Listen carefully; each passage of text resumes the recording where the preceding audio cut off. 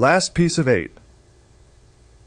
Exploring the Intricacies of Wealth, Markets, and Economic Policy, or Who Takes Home the Leftovers. Published July 23, 2023 by Zachary Newell. Since starting Radio Free Pizza, I've set a mental target for the first 8 posts. I picked the number because restaurants usually serve pizza pies in 8 slices, when they're not cut into squares.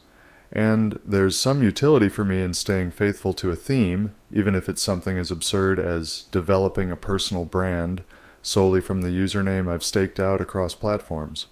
Of course, this sometimes misleads people into thinking I write about pizza or pizzerias. I've decided that's an acceptable trade-off, though in truth I probably only enjoy pizza about as much as the average American. I assure you, it's only a coincidence that I just ate 2 slices from last night's leftovers before sitting down to write this paragraph. In fact, I had other subjects in mind. In the post before last and in its successor, I started addressing the headline topics: society, culture, politics, economics, and media. With the first 5 dispatches spent introducing myself and my work, it was time for me to get down to business. While I might have liked to address each subject in isolation, looking too closely at any one of them reveals that it's inextricable from the rest. Still, since following the aforementioned branding theme yields a potential analogy between the pizza pie and history's pieces of 8, let's call this post the one about economics. My last dispatch covered how the American political system advances the economic interests of the wealthy. Since the United States remains the world's largest economy as measured by GDP, though for a decade now the Chinese consumer has had higher PPP, it stands to reason that the country's fiscal and monetary policies would find complements in international finance. Therefore, comparing the American domestic economy to its global counterpart will help us examine the intricate market forces and global economic trends shaping societies today. For a snapshot of U.S. policy's consequences, consider the country's distribution of wealth. According to a September 2022 report from the Congressional Budget Office examining the period from 1989 to 2019, quote, "The share of total wealth held by families in the top 10% of the distribution increased from 63% in 1989 to 72% in 2019, and the share of total wealth held by families in the top 1% of the distribution increased from 27% to 34% over the same period, CBO estimates. By contrast, the share of total wealth held by families in the bottom half of the distribution declined over that period from 4% to 2%. End quote. The trend of increasingly unequal wealth distribution has accelerated since 2019, with Michael E. Cannell reporting that at the end of 2021, the top 1% held 36.4% of the nation's wealth, while the share belonging to bottom 50% sank to 0.8%. If these findings don't in themselves substantiate the argument of my last dispatch, that American fiscal policies favor private interests over the working class, that its government behaves as a republic that represents capital first, then they demonstrate at least that these policies have had equivalent results. Turning from the United States to the global economy, one observes the same trend of rising inequality in the distribution of wealth. According to Credit Suisse's Global Wealth Report 2022, quote, "The top tier of high net worth on HNW individuals, that is, USD millionaires, now numbers 62.5 million, or 1.2% of all adults. So these HNW adults are increasingly dominant in terms of total wealth ownership. Their aggregate wealth has grown 5-fold, from USD 41.4 trillion in 2000 to USD 221.7 trillion in 2021, and their share of global wealth has risen from 35% to 48% over the same period." End quote. While the same report notes too that on longer time frames, global wealth inequality has fallen this century due to the faster growth achieved in emerging markets, the benefits of economic growth, like those of American fiscal policy, since the start of the coronavirus pandemic, have disproportionately advantaged the already wealthy. Though one might have expected the pandemic to have had a deleterious effect on the international economy, my own calculations from the data of Aaron O'Neill show that while global GDP fell approximately 74% from 2019 to 2020, it rose approximately 4% in 2021 and another approximately 0.05% in 2022 to stand approximately 8% above its pre-pandemic levels 3 years prior. Meanwhile, during the same time frame, Oxfam reported in January 2023 that, worldwide, quote, the richest 1% grabbed nearly two-thirds of all new wealth worth $42 trillion created since 2020, almost twice as much money as the bottom 99% of the world's population. End quote. So we see rising wealth inequality across the world, not just in the United States, and it's unequal in terms of both the share of total wealth and the share of new wealth created. What accounts for this disproportionate accumulation? That is to say, why did that economic growth so disproportionately benefit such a small class of economic actors? Clara E. Mattei of the New School for Social Research addresses a similar question. In fact, cites the same Oxfam report mentioned above while presenting her November 2022 book, The Capital Order: How Economists Invented Austerity and Paved the Way for Fascism. Quote, there's a new Oxfam report that came out in concomitance with the Davos meetings, and just the headline of it is that the richest 1% bagged nearly twice as much wealth as the rest of the world put together over the past 2 years. So, inequality keeps rising, it does not stop, and the increasing inequality is the result of what I call in my book the success of austerity. And in fact, we are in a moment where that austerity is back with a vengeance. It underlies the main tropes of contemporary policies. The hike in interest rates that we are seeing now for more than 6 months all around the globe, together with cuts, especially in the social sector, the fact that while we're spending more money, of course, on the military sector, there is a constant transfer of resources away from schools, from hospitals, from all sorts of public benefits, and constant privatization, deregulation of the labor market, and direct attacks on organized labor. End quote. I'm sure many of you may remember austerity from the 2007-2008 global financial crisis, in the aftermath of which many countries worldwide adopted austerity policies to reduce government spending and implement structural reforms with the goal of shrinking budget deficits and stabilizing economies.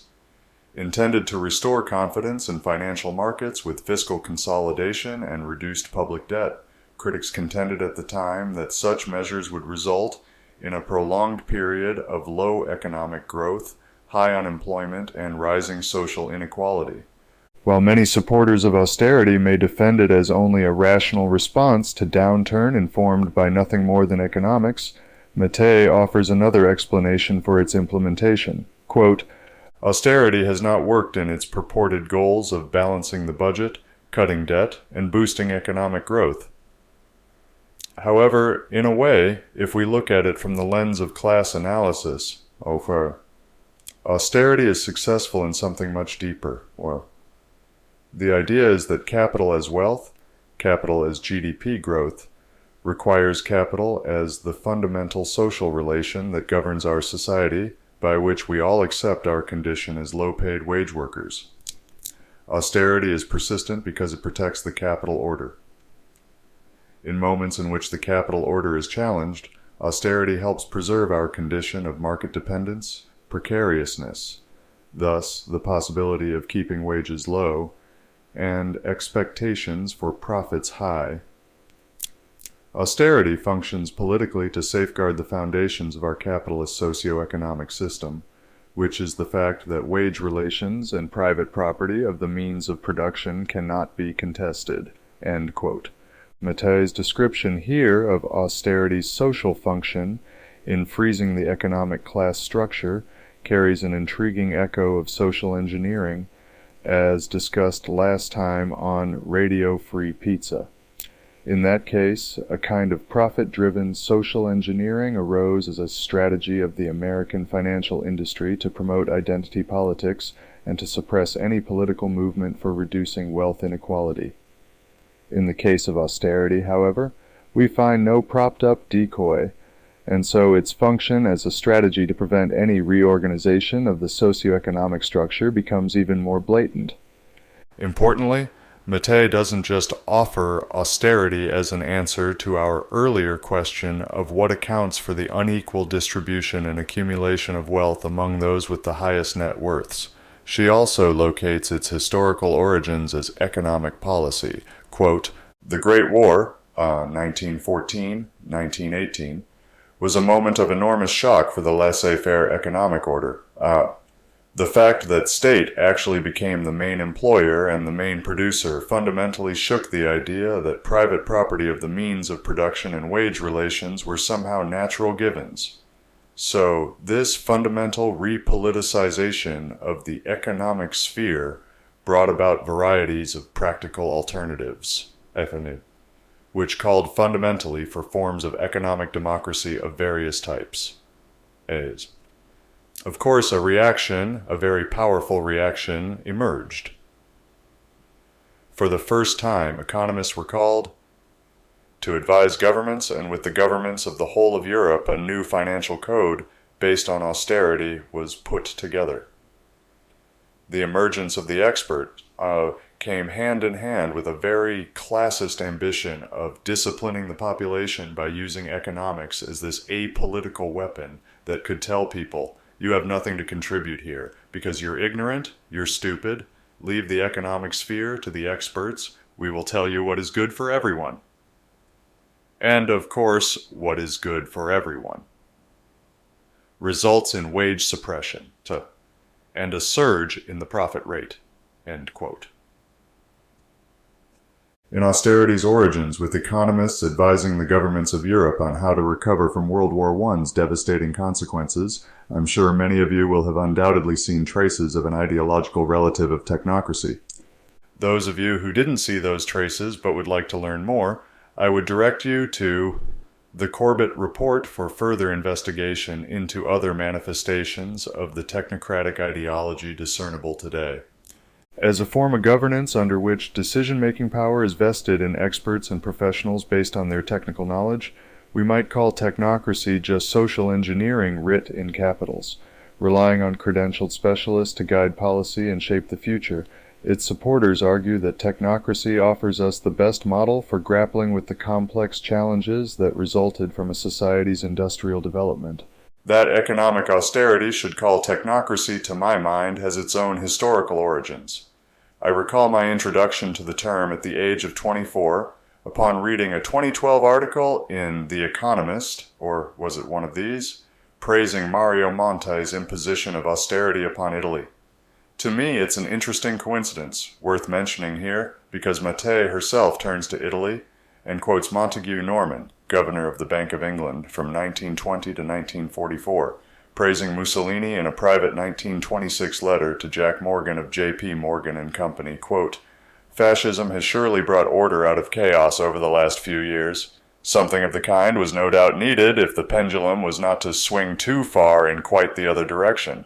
The Duce was the right man at a critical moment." End quote. As Mattei goes on, she makes the link between austerity and fascism even more explicit. Quote, "You know, Norman was so happy, he was just saying, strikes are over, finally savings are back up, the deficit has been solved, now Italy is finally in a situation where we can finance the Italian state to go back to the gold standard." And in fact, Italy received many loans thanks to the austerity, and of course the parallelism with what happens with the IMF in countries today is quite obvious. So, the typical case of Augusto Pinochet in Chile with the Chicago Boys in the 70s is not the first case of the whole international liberal establishment supporting authoritarian governments once it's about economic efficiency to suppress what is considered a restless population, such as the Italian one after the First World War. End quote. Interestingly, Mattei isn't the only academic I've watched speaking recently who has linked austerity so explicitly to fascism and authoritarian governments. In the July 2023 edition of Global Capitalism, Capitalism Turns to the Authoritarian State, Dr. Richard Wolff examines in more detail how the same dynamics of Mattei's capital order, that is, the technocratic imposition of austerity through monetary, fiscal, and industrial policy to prevent any structural changes that might affect how a country's economy distributes its wealth, has produced the political and economic circumstances defining our world today. As Wolff reports, the global capital order's fetish for economic efficiency over the last half-century has produced in the United States an authoritarian drive toward market interventions, and compares these to the policies which the capital order formerly acclaimed. Quote, "Private capitalism is turning more and more to an authoritarian state. All the word private means is that the capitalists, the employers, are not operatives of a state. They are private individuals who undertake privately run, privately owned production, and they have been for most of the history of capitalism leery of authoritarian states. Why then might they today be turning to an authoritarian state? A state that is not only allowed but welcomed to intervene in the economy in all kinds of ways that used to be taboo. The shift is unmistakable. Words which were until recently celebrated are now denounced. Globalization. We were told from the 1960s onward that as corporations expanded around the world, they could become more efficient. They could take advantage of lower wages. Our political leaders, Republican and Democrat alike, fell all over themselves cheerleading for globalization and for neoliberalism, whose idea was simply, let these companies go around the world, don't hold them back, don't limit them, don't regulate them, let them go. But let the private capitalists do what they want, the government should keep out of it." End quote. Thus, Wolff offers an overview of the latter half of the 20th century, during which the private interests of the global capital order encouraged and exploited economic globalization, the elimination of tariffs and other trade barriers to expand markets and therefore opportunities for economic growth, according to a neoliberal ideology of deregulated markets and industrial privatization to foster growth and generate wealth. Business-friendly governments in both industrially developed countries and in emerging markets encouraging entrepreneurship and investment through minimal state intervention, except when necessary to preserve the domestic class hierarchy. Meanwhile, privatizing state assets, services, and enterprises, under the belief that Wolff's private capitalists will more efficiently allocate resources in society as they deploy production to profit from market forces, reduce the cost burden on the public sector, with a commensurate decrease to taxes imposed on private capital. In short, the dynamics of the global capital order and the mechanisms devised to impose it consist of the technocratic application of austerity policies guided by the neoliberal ideology under the economic conditions of globalization. While in moments of crisis the budgets of capitalist republics may balloon as the state distributes relief packages, like the CARES Act, covered in our last dispatch, I suspect that each historical case may have resulted in that example's same effect of amplifying the inequality of wealth distribution in the country. Returning to this latest episode of Global Capitalism, we learn more from Wolff about the specific circumstances of capitalists' purported pivot toward authoritarian governments, more inclined to economic intervention. Quote, "Over the last 30 to 40 years, as capitalists globalized, going to China as well as many other countries, the Chinese managed the process quite differently. The Chinese made sure it would go to the advantage of development in and by China, so that it got a bigger gain out of neoliberal globalization than the countries that invented it. China and its allies, the so-called BRICS, Brazil, Russia, India, China, and South Africa, are now a bigger economic powerhouse than the G7. The BRICS alliance produces about 33% of the world's output. The United States and its G7 alliance produce about 29%. In many fundamental ways, the dominance of the old Western centers of capitalism, Western Europe, North America, and Japan, is over, replaced by the ascendancy of the BRICS alliance. End quote. The threat of a rival bloc that might soon encompass a relocated center of global finance, argues Wolff, inspired the Western capitalist republic's recent turn toward authoritarianism. For him, that turn is evident first in the unexpected shift from neoliberal globalization toward policies of trade protectionism.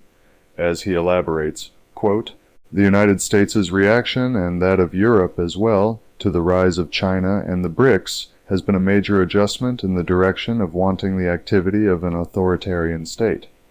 In the place of neoliberalism and globalization, we are turning to economic nationalism. The United States government is threatening and sanctioning enterprises and governments around the world that trade with China, forbidding export of private companies' private outputs to China, particularly in the area of microchips. President Trump hit China with tariffs, making every Chinese product more expensive in the United States. We have trade wars. The Biden administration has continued them. There is a governmental interference in our economy, which would have made earlier generations totally outraged because it violates the notion that private capitalism is best left alone by a non-interfering, non-intervening government." End quote. Certainly that trade protectionism contradicts the free market ideology of neoliberalism. Under globalization, neoliberalism allowed the capital order to extract astounding returns from foreign direct investment in China, which averaged 25% during 1978 to 1993, fell during 1993 to 1998, and has become flat at roughly 20% since 1998. According to a 2006 working paper from the Becker-Friedman Institute for Economics at the University of Chicago, from which Matei's technocratic Chicago Boys derive their name, since the start of China's open-door policy in 1978. Clearly, the success of neoliberalism for the capital order has resulted in a consequent loss of industrial production for the centers of global finance, as readers surely know. According to a report from the U.S. Bureau of Labor Statistics, in June 1979, manufacturing employment reached an all-time peak of 19.6 million and suffered a 34% net loss over the 40 years following the peak to about 12.8 million in 2019. While manufacturing jobs left the United States, anti-labor policies, Matei's industrial austerity, eroded the rights of remaining workers. The most visible recent example appeared with the federal strike breaking of late 2022, which prevented Railroad Workers United from striking and imposed on them a contract that denied them even 7 days of paid sick leave. That example's high visibility, of course, stems even more from the catastrophic 2023 train derailment in East Palestine, OH, which came just over 2 months after the federal government broke the strike. Decades of neoliberal economic policies that exported U.S. manufacturing abroad and attacked organized labor at home have coincided with the accelerating inequality in the nation's distribution of wealth described at the start of this dispatch. Certainly, the connection between austerity and inequality isn't lost on Wolff, who discusses their relationship and its results. Quote, "Like every other empire in the history of the world, this one is now in decline. And turning to a government is what capitalists here do, hoping to slow, if not stop, and reverse that decline. We don't have the kind of wealth growth that other parts of the world do, and that means the pie isn't getting larger so that everybody can get a bigger piece.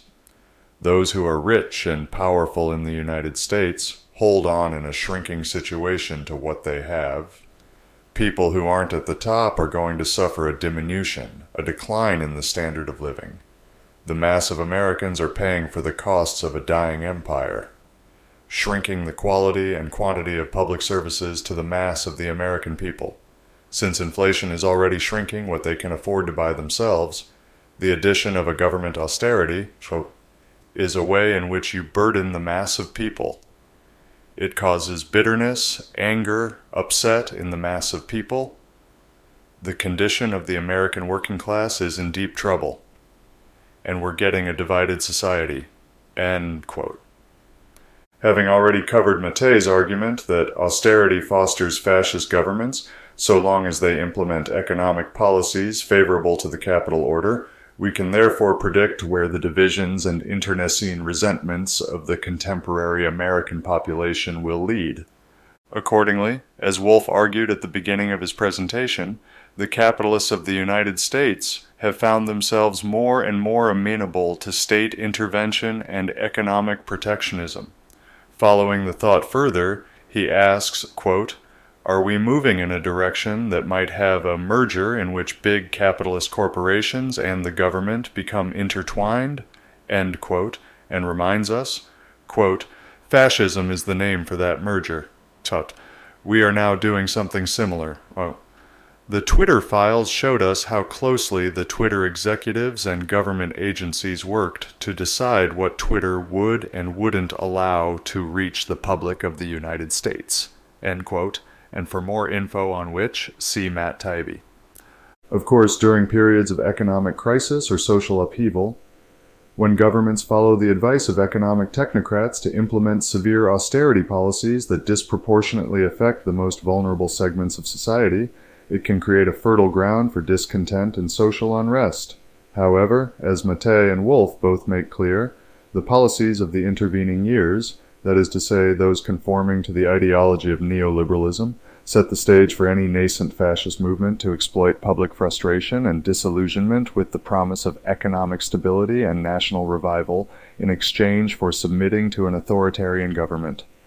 While I suspect I would be quite mistaken to assume that technocrats played no role in developing China's social market economy, it's worth noting here an implied difference between economic ascendancy as neoliberalism would chart it in comparison to China's own path. Repeating Wolff again, as quoted above, the Chinese made sure it would go to the advantage of the development in and by China, end quote. Not, in other words, to the advantage of their foreign investors' portfolios. Technocratic governance can offer pragmatic solutions to complex problems. Austerity can balance a budget. Fascism can oversee an economy with rising GDP. These three statements may be true, but it is nonetheless crucial to recognize that concentrating power in the hands of technocratic elites necessarily risks eroding democratic values, as it did in Chile and elsewhere. Therefore, fostering economic policies aimed at a more equitable distribution of wealth, one directed not at enriching a minority or at leveling a population, but at developing the productive forces of one's economy to generate a common prosperity, requires that countries surrender the capital order's pipeline from technocracy to austerity to fascism. Only after doing so can they work towards building societies that prioritize social equity, democratic governance, and sustainable economic prosperity that all people can enjoy together.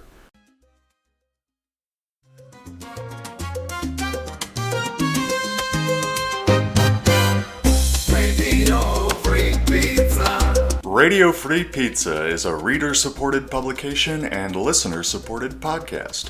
To see all our work, visit www.radiofreepizza.com or search for Radio Free Pizza on all your favorite social media and podcast platforms. You might even find a button to click that says subscribe. And if you're really lucky, it will let you leave a review. Otherwise, just share a link with your friends or on social media. Thanks for your support. Radio